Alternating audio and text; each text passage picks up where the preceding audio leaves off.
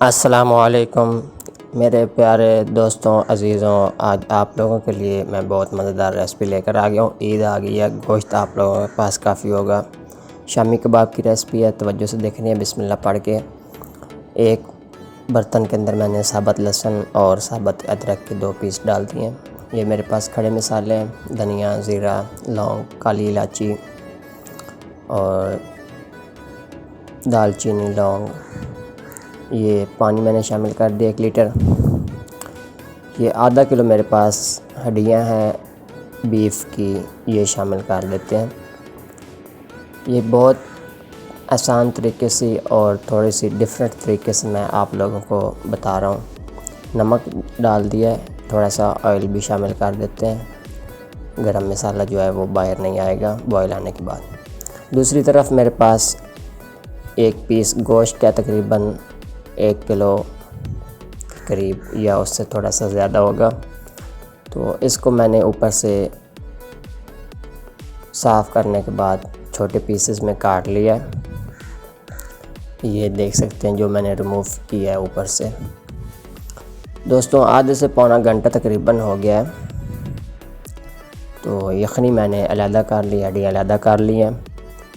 तो अब गोश्त चढ़ा देते हैं। काली मिर्चें, दालचीनी और लहसुन, अदरक छिला हुआ और 1 प्याज दरमियाने साइज़ की ये डाल देते हैं। रेड वाली गोल मिर्चें भी मैंने डाल दी हैं। यखनी जो बनाई थी वो इस टाइम पे शामिल कर देंगे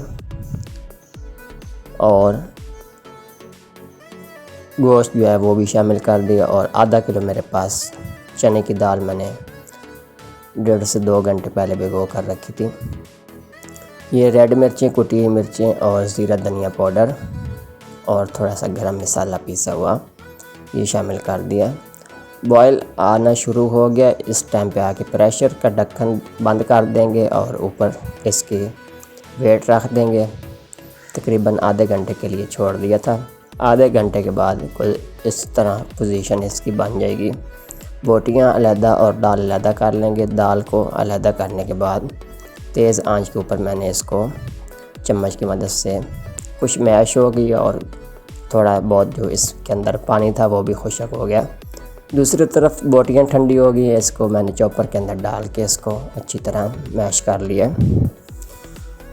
और इसके अंदर दोबारा इस तरह अब दाल डाल के दोबारा से मैंने चॉपर चलाया और इतना बारीक इस तरह शेप इसकी आ गई है। इसके अंदर कुछ चीज़ें और ऐड कर देते हैं।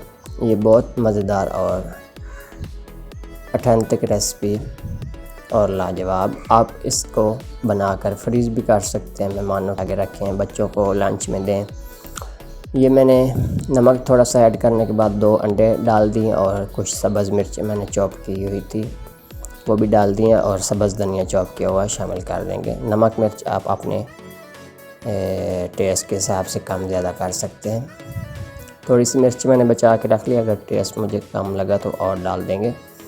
एक शामी बनाकर मैं आप लोगों को दिखा सकता हूँ कि वो कितना अच्छा और क्रिस्पी ऊपर से और अंदर से नरम और टूटेगा भी नहीं।